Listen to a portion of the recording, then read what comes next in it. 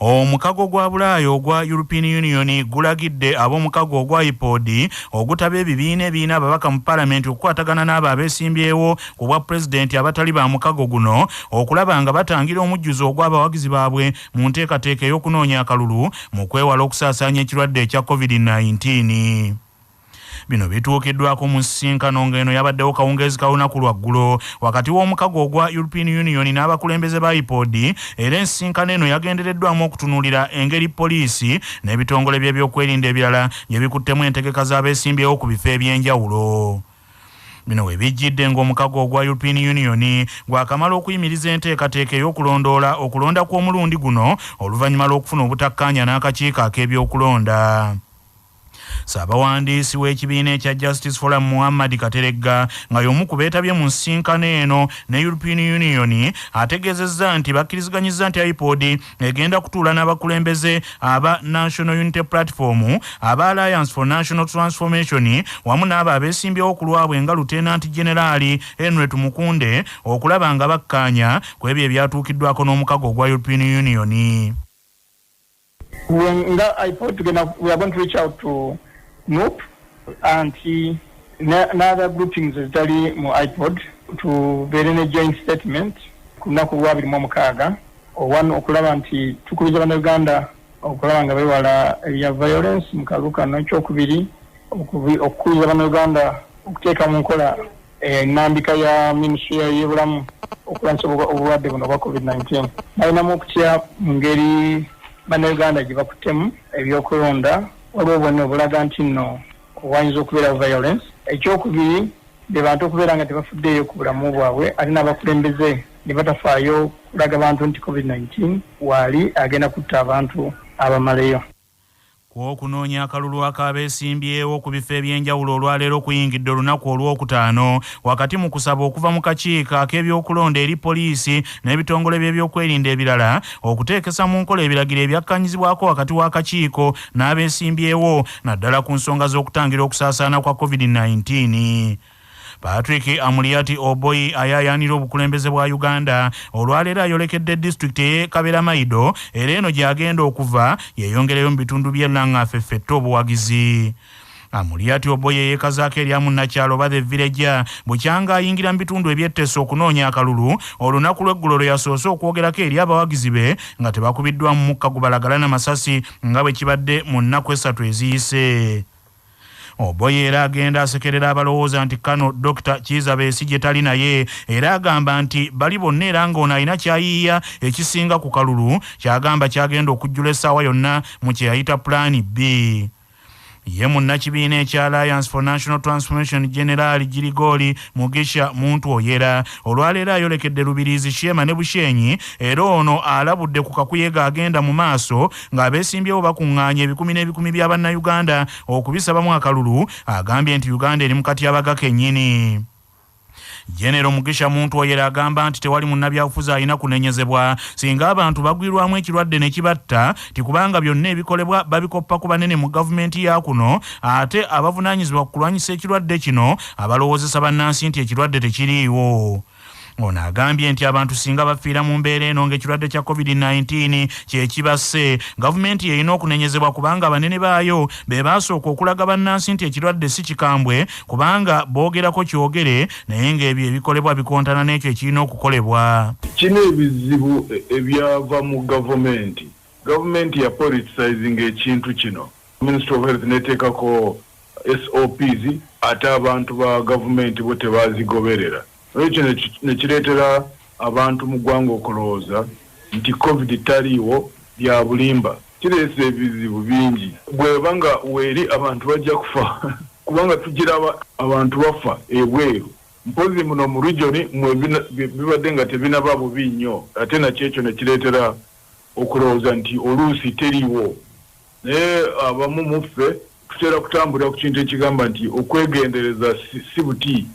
Katonda ndowooza ya Ebyongo bitadde ku mabbali akakiiko ak'ebyokulonda kasazeewo kaddemu okuyita abantu bonna abeesimbyewo ku bwa pulezidenti kanogere eddagala ensonga y'okukuba enkuŋŋaana ezaagaanibwa akakiiko k'ebyokulonda mu kunoonya akalulu n'ekigendeerwa eky'okutangira okusaasaana kwa COVID-19.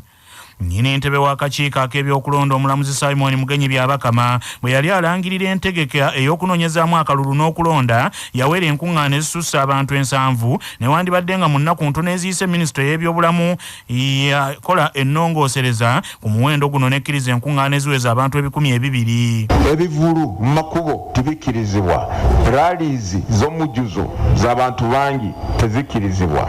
N'olwekyo tukubiriza abakandidesi bonna nti mugondere oba mugoberere ebiragiro bino. Sekamwa w'akakiiko ak'ebyokulonda Paulo Bukenya agambye nti ensinkano eno ejja kuzingiramu abakulu mu bitongole by'ebyobulamu wamu n'ab'ebyokwerinda basalire wamu amagezi n'ekigendererwa eky'okutaasa obulamu bwa bannansi. So tulina enteekateeka okuba nga tuyita bakandidesi bano tubeere nga tutunuulira ensonga eyo n'okwongera okukkatiriza nti si kirungi mu kiseera kino kye tulimu era tekikkirizibwa kuŋŋaanya abantu mu bungi kubanga waliwo obulabe obw'okusaasaanya ekirwadde kya COVID-19 ng'abantu bakuŋŋaanya omuwendo gwa gutyo. So tugenda kubanga tufuna abakandidesi abo enteekateeka tugikolako mu bwangu mpozi n'okukwatagana naye bannaffe abalala tukola nabo omulabe gw'okwerinda ne bannayuganda bonna okubawa obubaka nti no okuŋŋaana kiyinza okuba nga kibalabikira bulungi naye waliwo omulabe gwe tuli naye wa COVID-19 asaasaanyira mu mbeera bwetyo era nga tetwagala kitukose. Wabula amyuka omukulembeze w'ekibiina ekya National Unity Platform atwala ebbendobendo lya Buganda ow'ekitiibwa Mathias Mpuuga Nsamba agambye nti ensobi eri kakiiko ka byakulonda akaalabulwa ne kagaana okuwuliriza okusaba kwa bannansi bwe kaali nga tekanasumulula bantu kunoonya kalulu. Twabawa amagezi ne tubategeeza ne tubalabula ku bulemu obwaliwo mu nkola gye bali bakozeemu ebintu naye mu kulowooza kwabwe ekizibu ekiriwo ky'ebyokulonda kalinganga akalowooza ne katuyamba buyambi nti katuwa buyambi okuteekateeka okulonda kakati n'olwekyo ebintu bye twabalabulako saawa eno bye tuliko bye bitutuuseeko n'olwekyo abannaffe abo situmanyi kye baagala tugamba tujja kubaddamu nga tubawuliriza enkiiko ezaffe bazikuba tiyagaasi bakuba abantu emiggo n'abyemwami Museveni Arua jo n'abawagizi be bangi nga bamugoberera saayo bakuba miggo ndowooza enkiiko ezimenya amateeka ffe tuzikuba. Wabula ye Sekamwa w'eggwandiisirizo ly'e NRM Rogers Mulindwa agambye nti ab'oludda oluvuganya gavumenti be bakanaaluzaala agamba nti be bakuba enkuŋŋaana ng'ate zaagaanibwa ye NRM agambye egoberera nnyo amateeka. Ffe tetukuba mass rallies kandidate waffe abadde clear nti ye asinkana abantu be abatono nga bwe twalagirwa akakiiko k'ebyokulonda. Ekizibu kyokka ekiriwo nti bannaffe banaate ndowooza bo amateeka g'ebyokulonda oba gaali mu lulimi lwe bataasobola kutaputa bulungi ekyabwe kiyitiridde. Bwe tulaba tuyitiddwa tujja kgenda ndowooza okwongera okuyambako bannaffe bali okubataputirako amateeka. Sinalabako omuntu waffe yenna ng'agoberera abantu nti oba Bebe Cool ng'akuba enkuŋŋaana. Wabula kyemmanyi nti Bebe Cool mu kkubo mwasanga abantu. Kati abo si aba yabategese. Abantu bawulira nti President Yoweri Museveni agenda Arua ne bamulinda Nebbi ne bayimirira e Pakwach ne bayimirira e Karuma. Abo toyinza bannenyeza kandi Kimenya mateeka omuvuzi w'ekidduka kyonna okutaataaganya entambula ey'ebidduka ebirala nga munnamateeka Frederick Semwanga bw'annyonnyola. Okugeza tokkirizibwa kumala galeka mmotoka w'osanze n'opaakinga emmotoka mu kkubo n'ogirekawo n'ogenda n'ogula amawulire. Muli mu traffic jam omuntu ali mu kugula menvu eri emmotoka zirina okutambula oba n'otandika okutikkira mu kkubo n'osiba emmotoka endala okutambula oba emmotoka yeefiiridde ku kkubo n'ogirekawo n'otaleeta breakdown kugijja ku kkubo ojja kubeera ozizza omusango era ojja kusasula engassi ya $10,000 ez'obuliwo. Abawagizi b'ekibiina ky'ebyobufuzi ekya Democratic Party na buli kati bakyali mu kusoberwa oluvannyuma lw'omukulembeze w'ekibiina kyabwe era kikwatidde bendera ku bwa President Norbert Mao okulemererwa okutandika mu butongole kampeyini ez'okuwenja akalulu ng'ate ab'ebibiina ebirala bali mu kutambula nga basaba bannayuganda okulonda abantu baabwe. Norbert Mao olunaku lw'eggulo era yalemereddwa okulabikako eri abantu mu bitundu by'e Kasese nga kati zaaweze ennaku 2 ng'abawagizi bamulinda naye nga talabikayo. Olwaleero Norbert Mao wabula akedde kutuuza lukuŋŋaana lwa bannamawulire mu kibuga Kasese mwategeerezza abantu nti Ketonyeka gwake leero alina okubasinkana ng'era bwe yayogedde olunaku lw'eggulo tiwakubasinkana kyokka n'atalabikayo. Wabula ayogerera ekibiina ky'ebyobufuzi ekya Democratic Party Okolele Enoch Opio ategeezezza nti embeera nabo yabasobedde ng'akakiiko ak'ebyokulonda kaabakaluubirizza wamu ne poliisi era nga kye kisinze okubaviirako omutawaana. Okolele Enokopi alabudde bannakibiina kya DP abatandise okukunga abantu obutawagira Nobert Mao ku bwa pulezidenti bwa Uganda nga babakunga bawagiremu abalala agambye nti kino kikyamu. Tetwasobodde kujja eggulo naye twasuze mu Kasese. In fact twabadde tujja poliisi yatutataganyiza era naye tugamba nti tulina kubeera eno paka nga tubalaze programu eyo ne batukkiriza ne tufula mu Kasese. So olwaleero ku makya tukedde abantu tukedde kubeera nga twadressinga press conference then tutambule tutalage Kasese yonna. Olunaku luno olwaleero tugenda kubeera nga tulumala mu Kasese. Abooluganda lw'omukyala Sise Namukase yafiira mu mwala Ennakawa amazzi bwe gaamukulugusa ku ntandikwa y'omwaka guno bongedde okuteeka akazito ku poliisi okufulumya alizaati ez'enjoleka luse DNA eziraga bannannyini mugenzi abatuufu. Bano abakulembeddwamu mugagga Ssettumba batuganda lw'omugenzi omwezi oguwedde era nga baasuubizibwa nti alizaati zigenda kufulumizibwa mu bwangu kyokka kati zifuuseganya na ganywebwa muwangaazi. Kino wekijjidde ng'avunaanyizibwa ku byobulamu mu poliisi Dr. Moses Byaruhanga yakamala okugamba nti poliisi ekyatubidde n'omulambo gwa Namukasa ti olwa poliisi okubulwa abooluganda b'omugenzi abatuufu ab'okugibwako sampolo za DNA. Wabula Ssettumba agamba nti poliisi ng'eri wamu n'ekitongole kya KCCA bajja ku omu ku booluganda b'omugenzi sampolo omwezi ogwayita era nga babadde balinda kuyitibwa kuweebwa byava mu kunoonyereza nga bwe baali baasuubizibwa. Ssettumba agamba nti bwe bagenda e Mulago poliisi yabalemesa okulaba ku mulambo gw'omugenzi ng'abooluganda okukakasa nti ye muntu waabwe. Ebya DNA ebyakolwako ng'ennaku z'omwezi 12 ne 13 omwezi oguwedde era okuva olwo babadde rizati tebazifulumyanga. Nesitudde ne ngenda mu ofiisi y'omwogezi wa poliisi Onyango nsanze yakafuluma ne tuvaayo ne nkubira afande boogere ng'ono wa KCCA bonna ne bajja waddewo ne looya. Okunoonya akalulu ku bifo eby'enjawulo olwaleero kuyingidde olunaku olwokutaano wakati mu kulwanagana kw'abamu ku bawagizi b'abeesimbyewo n'ebitongole eby'ebyokwerinda olw'okulemererwa okugoberera amateeka g'ebyobulamu n'akakiiko ak'ebyokulonda ate nga bulijjo agatawulira mukama waago ge gabikka entembo. Poliisi ezze ekuba omukka ogubalagala mu bawagizi b'abeesimbyewo naddala ku kifo ky'obwa pulezidenti nga Patrick Amulyati Oboyi ne Robert Kyagulanyi Ssentamu Bobi Wine saako Henry Tumukunde be bamu ku abo abalozezza ku bukwambe bwa poliisi bitundu eby'enjawulo okuva kampeyini lwe zaatongozebwa.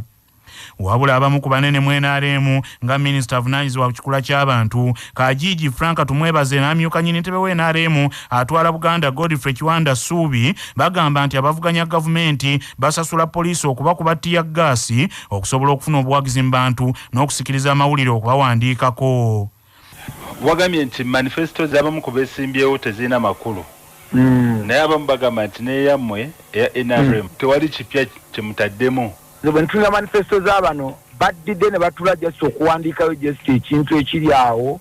Manifesto yaffe efaanana endowooza yaffe ideology so kitula manifesto yaffe ey'enjawulo okuva ku zino ez'abalala. Naye nti nabo bagamba nti tewali kipya mu manifesto kwezo zaasoma Sanje Bitane emabega. Manifesto yaffe yeesigamye ku ndowooza yaffe. Endowooza yaffe erowooleza mu butasosola mu bantu mu mawanga mu madiini oba ku myaka gyabwe. Bwe tukutambula naye bw'otunuulira bano bonna tebalinawo ena ideology wabula baatudde butuuzawo ne bayiyayo ekintuntu. Ne manifesto ya FDC eya mukulu Patrick Amulyati yeesigamye ku mpagi 3 okuleetawo enkyukakyuka enkulaakulana naye kati gwe ki ky'osinziira kugamba nti eya FDC terina makulu. No ye yagitongozza ddi. Agenda gitongoleza hoima nga 26. Kati otandika otya okukola campaign nga tolina manifesto gy'otongozza. Kati bakandidate ba FDC boogera ki gye bali olwaleero. Ekyo nagaye nti bayiya buyiya bintu. Kati gy'abadde atambula tayogedde biki. There is no way candidate ali serious okutandika okutambula nga totongoza nga na manifesto. Because manifesto y'endagaano gy'okola n'abantu. Kati gy'amaze okutambula agenda kukola ati. Kyobula nabagambi bali mu kintu kyawo kyakuyiya just balinga bola abaana bebeesooka emmotoka eyo yange. Honorable. Yes, sir. Ya NUP eri mu kugumya abavubuka nti balina okufuna enkyukakyuka Uganda empya. Bagala ataabu sagana kuboogerako kubanga ekyabwe kiringa kikwate. Twabagambanga wano nti bagamba ekikwate ekya people power. Baatuuka okulonda bakandidate babalondera mu kisenge.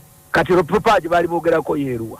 Obanga ne bakandidate bennyini okubakwasa fulaga mubayita mu kisenge akusasudde ssente ezisinga obungi gwe wa fulaga bali mu sirogani Honorable naba mu opposition bagamba NRM eri mu slogan chikwate twagala transformation industrialization kuleta makolero bwe byale bwe biri NUP yakulaze bwe yatuusa Arua bajja kunyumiza enguudo ze batambuliddeko bwe batuuse mu kibuga kya Arua bajja kunyumiza ekibuga nga bwe kifaanana bajja kunyumiza ekibuga kya Soroti nga bwe kiri oba ekyeyira bajja kunyumiza nti sawa n'abadde basobola okutambula ekiro n'emisana nga tewali abakutteko. That is the fundamental change gye twasuubiza. Tuyinza okuba ne tunnamalayo byonna ensonga lwaki tubasaba okweyongerayo. Ebiganya okufunika mu myaka 35 osobola kikyafunika myaka 35 ate tuba tutudde butuuzi muganda wange. Honorable Kiwanda aba NUP babasekeredde nga mubatidde nnyo singa ekiseera tekyabadde kya COVID twandibalazeeko mukimanyi tulina capacity esobola okuleeta akakadde n'okusoba ne kajja kulala emu. Amaanyi gaffe twagateese mu kutaasa obulamu bw'abantu. Bano akakodyo kaabwe twakategedde baagala bannayuganda bangi bakwatibwe COVID ng'akalulu kawedde tumale okuwangula tumale ebbanga ddene nga tujjanjaba bujjanjabi bantu ke kakodyo ke baliko. Honorable ogambye nti Bobi Wine abadde atambula bulungi mu Arua naye nga bakubatya gaasi. No, of course, order yaweri. Abesimbyewo ne police fena tube n'empisa. Police mba mwagala ekola etya. Honorable ne aba NUP n'aba opposition bagamba abalala nti abantu bano bajjabuzi tebabasombanga mu aba NRM bwe mukola. Era nga gwe tofuddeyo ng'omukulembeze oli mu mmotoka owuuba olwedde kiba kitegeeza nti mbaaniriza kati kye twagala okubategeeza nti bwe kibeera kyakusomba bantu ekyomukisa omulungi ne betusomba tubasomba Kenya obusobozi obubasomba tubulina naye ku mundi gwe twagamba no. Honorable bangi wagambye nti aba opposition basasula poliisi okukola bye bakola okubakubatya gaasi bafunamu ki baagala mileage ne poliisi ebiseera ebimu batukuba bakozesa ensobi kubanga ekisooka balowooza nti bakole ebyo bafune obuwagizi obw'okusaasirwa obambi bo balowooza bajja okufunira akalulu. Honorable Kiwanda nga tumaliriza kino kyoyogera olowooza tekiswaza ekifaananyi kya poliisi. Poliisi eyambala t-shirt zaffe za yero. Poliisi ekola mulimu nga poliisi ng'amagye ate balekerawo okukolera mikono gy'opposition.